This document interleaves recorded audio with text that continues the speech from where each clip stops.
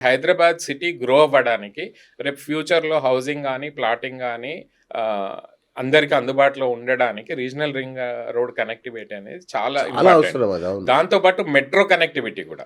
అవును. అంతకుముందొచ్చిన గవర్నమెంట్ దాన్ని పెంచలేదు.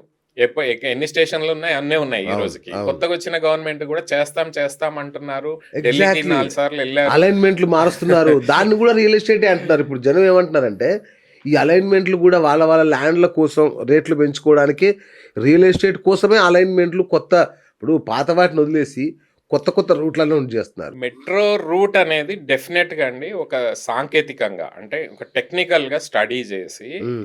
ఎంతమంది మిడిల్ క్లాసోళ్ళు తిరుగుతున్నారు, ట్రాన్స్‌పోర్టేషన్ అఫోర్డ్ చేయని వాళ్ళు, కార్లు అఫోర్డ్ చేయని వాళ్ళు ఏ రూట్‌లలో ఎక్కువ తిరుగుతున్నారు, జాబ్ కోసం ఎక్కడ తిరుగుతున్నారు అనే దాని మీద సైంటిఫిక్ డేటా తీసుకొని అది స్టడీ చేసి చేయాలి. కానీ మన దగ్గర హైదరాబాద్‌లో అలాంటిది జరగట్లేదు. జరగట్లేదు. ఏదో టాప్ లెవెల్ ఎవరో ఇంటర్నేషనల్ కన్సల్టెంట్‌కి ఇస్తారు. వాళ్ళొచ్చి ఏదో 15 రోజులు సర్వే చేసి ఓ రూట్ మ్యాప్‌లు డిజైన్ చేస్తారు. కథ. గవర్నమెంట్ వాళ్ళకి అనుకూలంగా ఏది ఉంటదో ఓట్లకు కోసమో లేకపోతే ఇంకో రకంగానో అవును. బిజినెస్ పరంగానో వాళ్ళు రూట్లు చేంజ్ చేయడం. ఇదంతా అనేది కరెక్ట్ కాదు. ప్రజలు మారారు. ప్రజల్లో ఎడ్యుకేషన్ పెరిగింది. ఇవాళ సోషల్ మీడియా ప్రభావం అవ్వచ్చు, టీవీ ప్రభావం అవ్వచ్చు, జనాల్లో అవేర్‌నెస్ బాగా పెరిగింది. మీరు ప్రజల అవసరాల కోసం పని చేయకపోతే డెఫినిట్‌గా ఫ్యూచర్‌లో గవర్నమెంట్ మీద వ్యతిరేకత అనేది ముందుకొస్తది. రైట్. ఈ ఈ విషయాలలో ఏదైతే నెక్స్ట్ లెవెల్ ఆఫ్ నెక్స్ట్ జనరేషన్‌కి కావాల్సిన అవసరాలు మనం క్రియేట్ చేయలేదనుకోండి.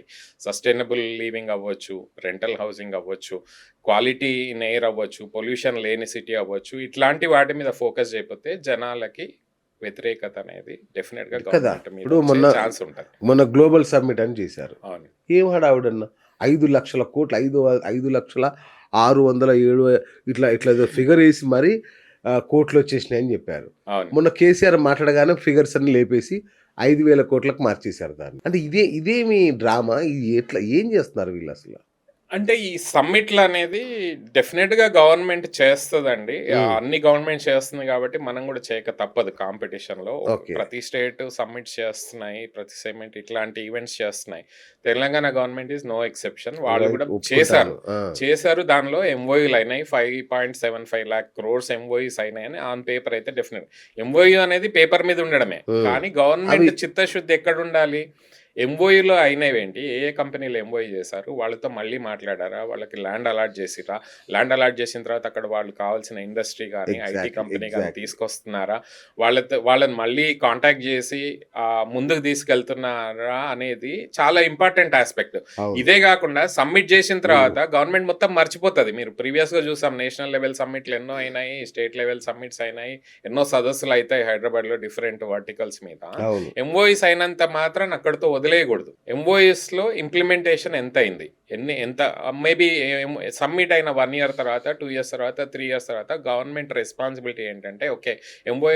ఈ ఎంఓయూస్ అయిన 1 ఇయర్ తర్వాత ఇవి సాధించగలిగాము. 2 యెస్. ఇయర్స్ తర్వాత ఇది జరిగింది. 3 ఇయర్స్ అనేది ప్రోగ్రెస్ రిపోర్ట్ కంపల్సరీ పెట్టాలి. ఎంఓయూ ఇప్పుడు ఏదైతే సబ్మిట్ అయిందో దగ్గర దగ్గర 100,00,00,000 ఖర్చు పెట్టిన సబ్మిట్‌లో మీరు ప్రజల డబ్బు తీసుకొని ఖర్చు పెట్టినారు. దానికి రెస్పాన్సిబిలిటీ ఏంటి మీది? అవి ఇంప్లిమెంట్ అయినావా లేవా అనేది చూడాలి. దానికి కావాల్సిన ల్యాండ్, దానికి కావాల్సిన ఇన్‌ఫ్రాస్ట్రక్చర్ ప్రొవైడ్ చేయాలి. చేసి మళ్ళీ ఎవ్రీ 1 ఇయర్ మనకు ప్రోగ్రెస్ రిపోర్ట్ అనేది కంపల్సరీ ఎగ్జాక్ట్‌లీ. పబ్లిష్ చేయాలి. కదా! అది జరగట్లేదు. జరగట్లేదు. ఇదంతా కూడా ఇప్పుడేంటంటే ఓకే. మా పబ్లిసిటీ అయిందా లేదా? అది. మేము చేసామా లేదా? డిఫరెంట్ కంపెనీస్ తీసుకొచ్చి కొన్ని ఫేక్ కంపెనీస్ కూడా వస్తాయి ఈ ప్రాసెస్‌లో. అవును. అలాంటివి కూడా మీరు చూసినారు చాలా స్టేట్స్‌లో జరిగిన అయ్యో! అవును. విషయాలున్నాయి. అవును. సో, అది జరగకుండా ఈ గవర్నమెంట్ కంపల్సరీ ఆ కంపెనీస్‌తో టచ్‌లో ఉండి వాళ్ళకి కావాల్సిన రిక్వైర్మెంట్స్ అన్నీ ఫుల్‌ఫిల్ చేసి వాళ్ళని పెట్టుబడులు పెట్టించి వాళ్ళకి కావాల్సినవన్నీ ఆన్ టైమ్ ఇస్తే కరప్షన్ లేకుండా, డిలే లేకుండా, బ్యూరోక్రాటికల్ ఇష్యూస్ లేకుండా ఇచ్చినప్పుడే ఈ సమ్మిట్స్ అనే వాటికి ఒక అర్థం పర్థం ఉంటుంది. ఉంటది. లేదంటే ఇంక సబ్మిట్స్ చేసి కదా! ప్రతిసారి సబ్మిట్ చేస్తున్నారు. దాని లక్షలుగా ఉంటాయి. ఇక్కడ నిజానికి అక్కడ ఏం జరుగుతుందనేది తర్వాత ఎవరికీ తెలవదు. ఈ దాంట్లో వ్యాపార దృక్పథం తప్ప రియల్ ఎస్టేట్ కన్నా ఇంకేం కనబడట్లే ఈ ప్రభుత్వం చేసే చర్యల్లో. తప్పకుండా ఇప్పుడు అంటే ఒక దానికి రీజన్ ప్రొడక్ట్ చెప్తానా? మార్కెటింగ్ రీజన్ లాంచ్ చెప్తాను. మీకు ఒక విధానం అంటూ ఉండుంటే ఇప్పటికే ఆల్మోస్ట్ 1,00,000 అపార్ట్మెంట్లు ఖాళీ ఉన్నట్టుగా నివేదికలు చెప్తున్నాయి. గణాంకాలు అవునా కాదా? డెఫినెట్‌గా అండి. ఇంకెన్ని ఇన్వెంటరీ అవుతుంది. కదా ఇన్వెంటరీ 1,00,000 ఉంది ఖాళీగా. హ్మ్. ఇప్పటికే అక్కడ దిగేటోళ్ళు లేడు, అమ్మేటోళ్ళు లేడు, కొనేటోళ్ళు లేడు. నువ్వు ఇంకా పర్మిషన్లు ఎందుకు ఇస్తున్నావు? 100 అంతస్తులు, 50 అంతస్తులు ఏం చేసుకుంటావు? అంటే దీన్ని 2 రకాలుగా చూడొచ్చండి. ఒకటి డెఫినిట్‌గా ఇన్వెంటరీ అనేది ఉంది. Inventory will go on for 3-4 years. Right. దాన్ని ఇంకో రకంగా చూస్తే ఒక కరెక్ట్. City advantage ఎప్పుడుంటది? మీకు ఇన్వెంటరీ ఉంది అన్నప్పుడే జనాలు మైగ్రేట్ అయితారు. ఓకే. ఇక్కడ అఫోర్డబుల్ ప్రైస్ ఉంది. రే మీకు ఇల్లులు రెంట్‌కి దొరుకుతున్నాయి. అఫోర్డబుల్‌గా ఇల్లులు దొరుకుతున్నాయి అన్నప్పుడు మైగ్రేషన్ అనేది స్టార్ట్ అవుతుంది. అట్లాగే లాస్ట్ 10 ఇయర్స్ నుంచి ఎగ్జాక్ట్లీ. హైదరాబాద్‌కి అఫోర్డబుల్ గా మైగ్రేషన్ దొరుకుతాయి అన్నప్పుడు మన- ఈ పాయింట్ నోట్ మైగ్రేషన్ చేసుకోవాలి. జరిగింది. ఉమ్. కానీ moving forward Hyderabad city prices పెరుగుతున్నాయి, అఫోర్డబిలిటీ పెరుగుతుంది, కాస్ట్ ఆఫ్ లివింగ్ పెరుగుతుంది.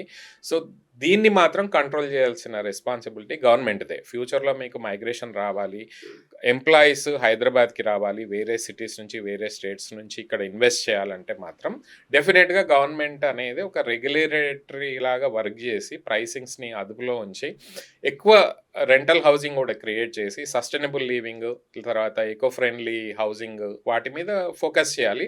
అట్లాగే పొల్యూషన్ కూడా తగ్గించే ప్రయత్నాలు చేయాలి. ఇప్పుడు ఈవీ వెహికల్ పాలసీ డెఫినెట్గా తెలంగాణ గవర్నమెంట్ తీసుకొచ్చింది. అవును. నెక్స్ట్ ఫ్యూ ఇయర్స్ వరకు రిజిస్ట్రేషన్ ఛార్జెస్ లేకుండా వాళ్ళు చేస్తున్నారు కాబట్టి డెఫినెట్గా అదొక వెల్కమింగ్ థింగ్.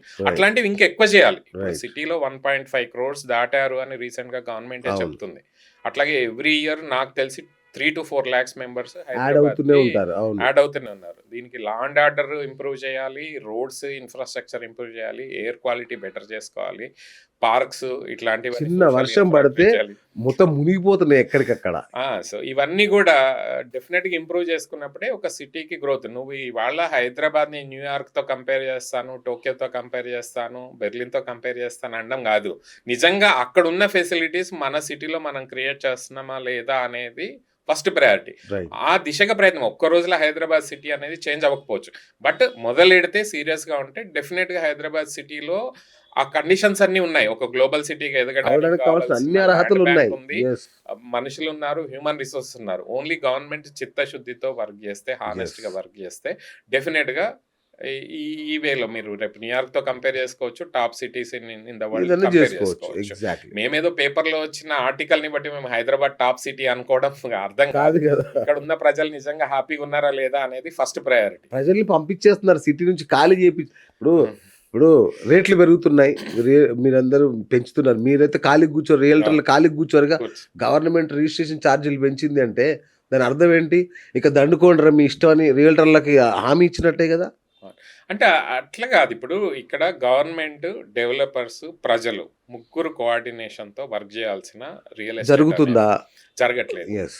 ఇప్పుడు డెవలపర్స్ కి కావాల్సిన ఫెసిలిటీస్ గవర్నమెంట్ ఇస్తుందా? ఆ పాయింట్ నెంబర్ 1. గవర్నమెంట్ డెవలపర్స్ కి కావాల్సినవి చేస్తుందా? పాలసీ మేకింగ్ చేస్తుందా? ప్రజల కోసం కావాల్సిన ఇన్ఫ్రాస్ట్రక్చర్ డెవలపర్స్ ఇస్తున్నారా? అట్ ద అఫోర్డబుల్ ప్రైసెస్ లో. అది లేదు. ఈ 3 ఇంటరాక్షన్ అనేది చాలా లోపిస్తుంది. అవును. 1.5 year గా చూస్తే బిల్డర్స్ చాలా స్ట్రగుల్ అయినారు, పర్మిషన్స్ దగ్గర నుంచి అన్నిటికి కూడా, మిగతా విషయాల్లో కూడా. అవును. సో అంతకుముందు కూడా కొన్ని ఇబ్బందులు అయితే ఉన్నాయి. చాలా. కానీ ఈ ప్రయత్నం అయితే గవర్నమెంట్ ఎక్కువ చేయట్లేదు. ఇప్పుడు అప్పుడప్పుడు క్రెడా అని, లేకపోతే ఏపీ రెడా అని, తెలంగాణ రెడా, వీళ్ళందరూ మీటింగ్స్ పెడుతున్నారు తప్పితే అవును. ఒక రియలిస్టిక్ గా డిస్కషన్ అనేది జరగట్లేదు. గవర్నమెంట్ ఆ దిశగా ఏమి మార్పులు చేర్పులు అనేది పాలసీలో చేయట్లేదు.